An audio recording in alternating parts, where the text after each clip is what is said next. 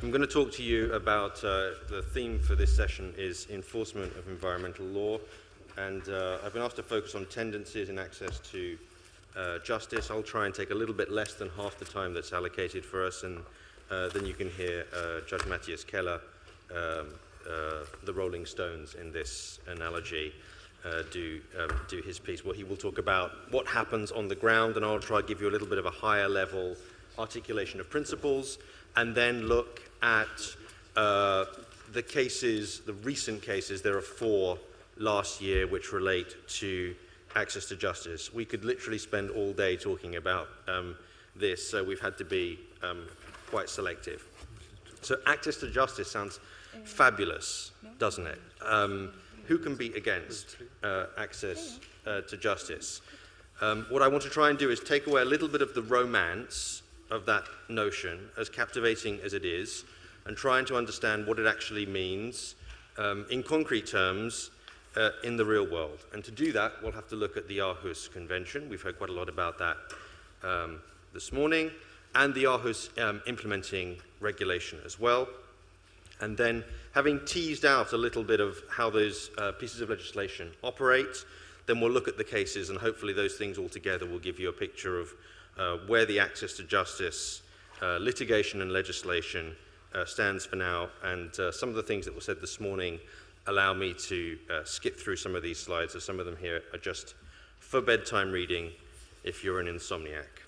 What is access to justice in environmental matters? So why don't we start with how the implementation guide, the Aarhus implementation guide, describes the third pillar of the Convention on access to justice. Just pause for a second. It's interesting that this implementation guide has been referred to by the Court of Justice in some cases and completely ignored, dismissed as being really no better than any other document in other cases. I think it's really rather good and commend it to you.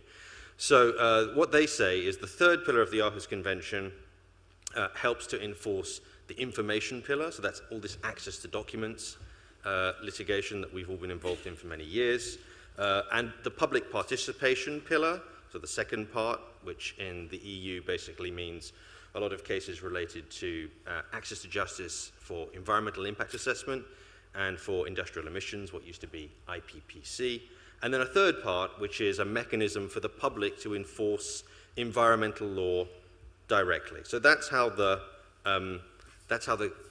guide summarizes what this third pillar does. Why don't we look at the legislation itself, and we'll start with the convention, and then we'll move briefly to the implementing regulation and then the case law. So as you can see, I have a problem with colors. I like to mark everything with some sort of color. There is a sort of logic to this madness. And the idea is this, is that if it's green, it indicates that it seems to be wording that points towards an opening up, more access, more justice, more participation. Okay? I make no value judgment about whether that is a good thing or a bad thing in a specific context. That seems to be what the text is trying to do. If it's in red, that means that it seems to be pointing towards a closing up, or could potentially be used for a closing up of the rights which are articulated in the Aarhus Convention. And if it's in another color, I just wanted to use another color. So here we go. Each party shall, within the framework of its national legislation, ensure that any person, let's pause on that, any person, that's a very open term, we'll find a more restrictive term when we look at the next subparagraph of Article 9, that any person who considers that his request for access to information has been, and I'll summarize, has been refused wrongly, has access to a review procedure before a court or another independent body. That's why, as a result of the provisions that we have in the access to documents regulation and the Aarhus implementing regulation, which is implemented in part for access to documents through the mechanism of the access to documents regulation, we have so many cases because there is a legislative right to challenge when you don't think that your environmental documents have been given to you. And so this has been one of the rare areas, frankly, where environmental NGOs, which mostly were very poorly served by the typical case law of the Court of Justice in terms of their access, the standing rights, the famous Plowman criteria, which make perfect sense in an economic union, but not that much sense in terms of a union that has broader objectives. This has been one area where the NGO community has been able to get a fairly easy access to their day in court. We'll just mention that this review, this remedy, should be free of charge or inexpensive, and again, we'll come back to that theme later. So that's the first point in Article 9, supporting access to environmental information, and you can see it's qualified by this notion that it's within the framework of national legislation, and so when we move away from the implementation at the EU level, and we look at what the member states are doing, that's going to be one area that we'll see in the case law where if a member state is minded to be restrictive, they might rely on that provision. So the second limb of Article 9 supports public participation in decisions on specific activities. And again, in the EU context, as I've said, that deals very specifically with EIA and what used to be IPPC, the industrial emissions regimes, and you'll see that set out in Directive 2003/35.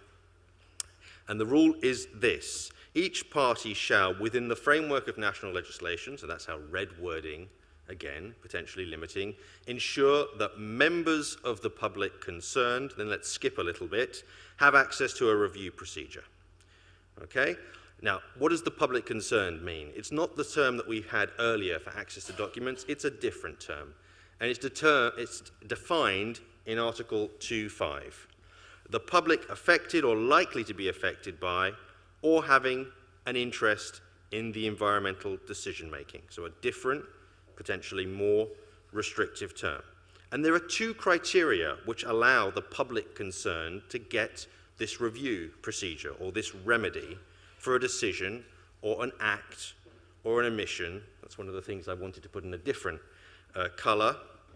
And they are this: either that they have a sufficient interest, again, sufficient is in red because that's one way that we can close off access rights by defining what is sufficiency. Or alternatively, two different alternative criteria, maintaining impairment of a right where the administrative procedural law of a party requires this as a precondition. Where it requires it, it doesn't mean that they have to require it, and so if they want to be open, they can certainly not insist upon this. And then we have specific rules that deal with NGOs, skipping to the bottom of the paragraph. The interest of any non-governmental organisation, it's a defined term, but I won't read it out to you, meeting the requirements referred to, shall be deemed sufficient. So that's our first A. They're deemed sufficient by law. So if that's the test, they're deemed. And that's great. That opens up an access to justice right for them. And such organisations, moving to the second condition, the second criteria, such organisations shall also be deemed to have rights which are capable of being impaired. The second criteria is all to do with about impairment of a right. It doesn't say that they are deemed to have their rights impaired automatically. There's still a stage, but they're already deemed by law to be capable of having rights that could be impaired. And again, that's a big step forward in terms of a more economic way about thinking of access to justice, where it was never obvious, again following the Plowman case law, that these non-governmental actors, whatever side of the political debate they were on, would have standing in these sorts of matters. I'll skip through that. Third element I want to show you in Article 9. In addition, so we've had access to documents, we've had and justice that goes with that. We've had participation and justice rights that go with that. So in addition to those two things, each party will ensure that they meet the criteria, if any, laid down in national law, and members of the public have access to administrative or judicial procedures to challenge acts or omissions by private persons. Let's stop there. The Convention says by private persons. You won't find that in any EU law implementation. So the EU law implementation is clearly and expressly more restrictive. And public authorities, and that's what the EU law deals with, which contravene provisions of its national law. So that's a supplementary area in addition to the first two. So the Convention helping people get access to justice in situations of their own domestic environmental law. And then we have some provisions, fourth idea in this Article 9, there's a lot in it, of supporting remedies. So it's great that you have your day in court, but unless you have some other tools that go along with it, it can be a pretty, I mean, it's wonderful for the lawyers. We get to dress up, we go off to the Court of Justice, we have our day in court. It takes many, many years, and by the time you get to the end of the process, the world has changed. So unless you can get things like effective remedies, including injunctive relief, so suspending the decision that you say, if you're going there on a matter of environmental justice, that you say is causing harm to the environment, unless you can get those things, it's not so obvious what the value of that litigation is. And of course, most importantly, it shouldn't be prohibitively expensive. There's always someone who'll do it cheaper. I don't know what prohibitively expensive means. I can tell you that if you litigate before the Court of Justice and you win, and so after several years, an act of one of the institutions or one of the bodies is found to have been unlawful, and the normal rule is that if you prevail, they will contribute towards your costs. The court's notion of what it really costs to do that sort of litigation is a very, very small fraction of what it will actually cost someone to do it properly. If you go to the European Chemicals Agency, which is making environmental decisions all of the time, which are reviewed before its Board of Appeal, they're coming out all the time, where they're asking companies to go off and generate studies which cost hundreds of thousands or sometimes millions of euros to generate as part of the review of REACH registration dossiers. Their cost rules are, if you win, good for you. You get nothing back. So there's a real disconnect, it seems, between the ideas which are articulated in the Convention and what actually happens between two of the bodies in the EU which are most actively involved in what I would describe as environmental decision-making. I'll skip through the fifth element, and we've heard about the possibility under the Aarhus implementing regulation for there to be some sort of request for an internal review. I think Client Earth has used that rather effectively in the past, and you'll see there's links all throughout these presentations, this presentation which you'll get, which will direct you towards all of those. Let's go straight to the cases in the interests of time. So recent cases. We're going to talk just about these four, and again, at a somewhat high level in the time which is remaining, but just to give you a flavor of where, at least I think, the debate is going through our EU courts. So the most recent one, and frankly the most complex one to try and get your head around, Commission in Germany. So this is, I say it's an access to justice case. What it actually is, it's a case about infringement proceedings brought by the Commission against Germany for failure to implement the directive which focuses on access to justice in the context of EIA and industrial emissions. So actually they didn't mention Article 9.2 of the Convention that we just spent a lot of time looking at anywhere. They went straight to the legislation to say, have you complied with this or not? And the Commission sought a declaration that various, and there were 5 different complaints they made, various things that had been done in the German law prohibited effective access to the rights that had been conferred in those directives. The first thing is the only one in red, the others are all in green. The first thing they said is that it wasn't unlawful for administrative court rules to limit the scope of judicial review to situations only where there's the infringement of an individual public law right of the applicant.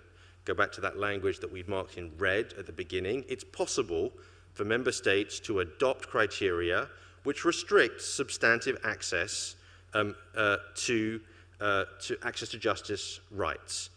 And I'll leave it at that.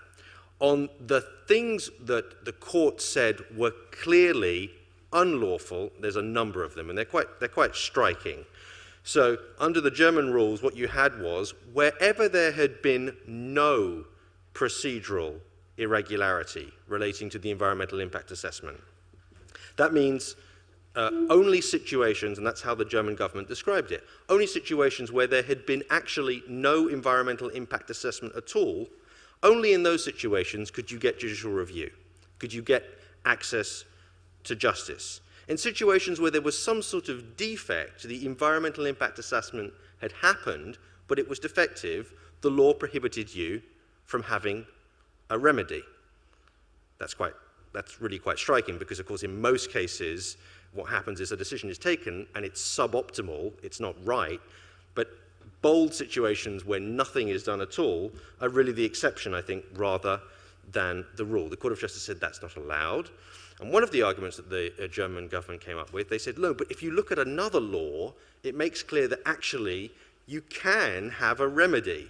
And the court said, no, it needs to, if you're really giving effect to EU rights, you need to do it expressly. It needs to be obvious from the law that you have a remedy. You can't sort of muddy the water by having laws that appear to say you have a right, you don't have a right. That must be correct.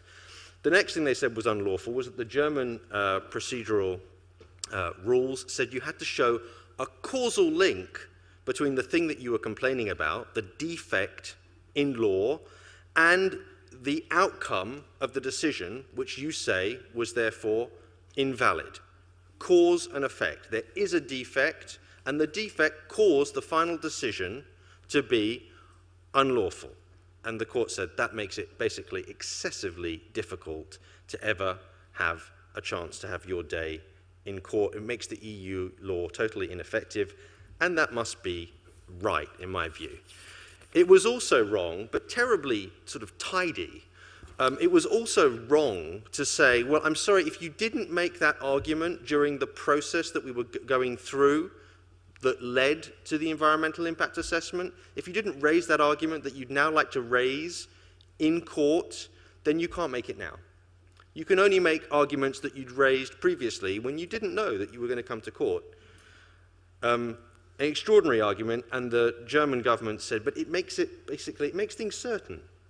And it's terribly efficient.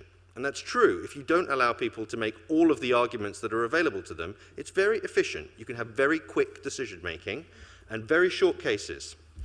And it was also unlawful to have time limits on fixing. So there was a previous problem in the German law which restricted access of NGOs to the courts.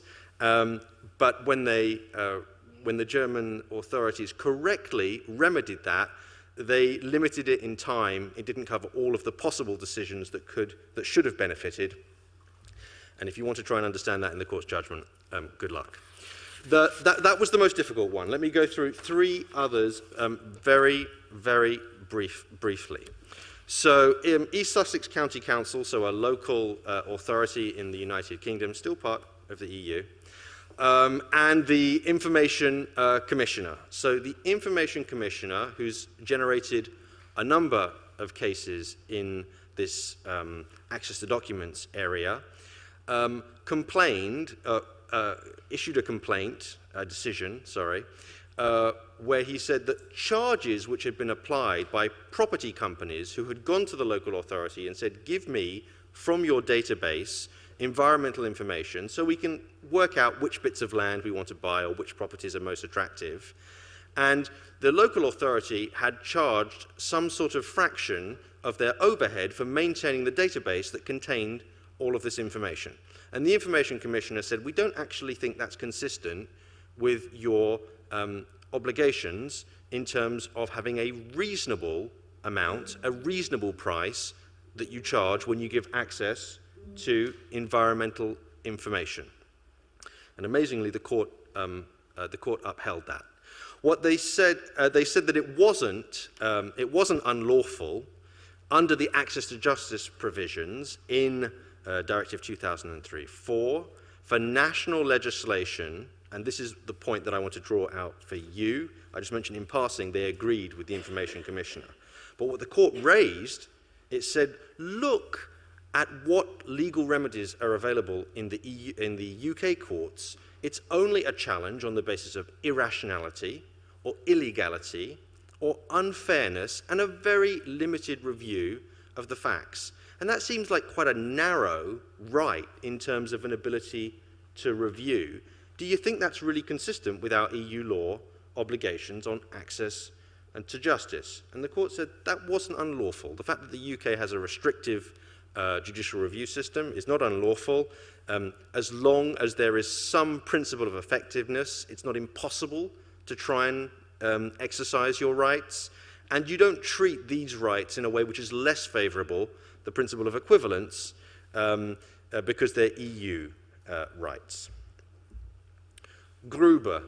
What do you do if they decide to build a huge retail park next to you? So Mrs. Gruber found herself with two problems. One is that they were going to build a huge retail park next to her. The other thing was that the Austrian government adopted a declaratory decision which said there can be no environmental impact assessment of this huge thing that's going to be on your front door, and you won't have any remedy to challenge that. And not surprisingly, the Court of Justice has said that this was problematic. Neighbours were part of the public concern, that defined term we had at the beginning, and you couldn't lawfully preclude them from bringing an action against an administrative decision to either not have an EIA or to go ahead with the building project. And so then, a rather good affirmation of access to environmental justice. Last case. And so then this is the one that probably makes those who have great aspirations, they think that the Aarhus Convention can really deliver something to them, probably find this most disappointing. In effect, what the court has said is that the provisions of Article 9.3 that we looked at, they're not unconditional and sufficiently precise, that's the magic wording in the case law, to be capable of directly regulating the legal position of individuals. So you can't rely on them when you try and annul an act of secondary legislation. That's wording that's been used very often for other international agreements as well. And so where does all of that take us? And so my question to you, and maybe it's provocative, my question to you is whether we've reached the high point, if you like, of Aarhus. We'd heard this morning, and I think it's right, that this is one of the most ambitious environmental agreements out there. And in a series of cases that built up to the ones that we've looked at today, and some of the ones we looked at today, you can see the court pushing away what looked like obviously obstructive behavior by member states.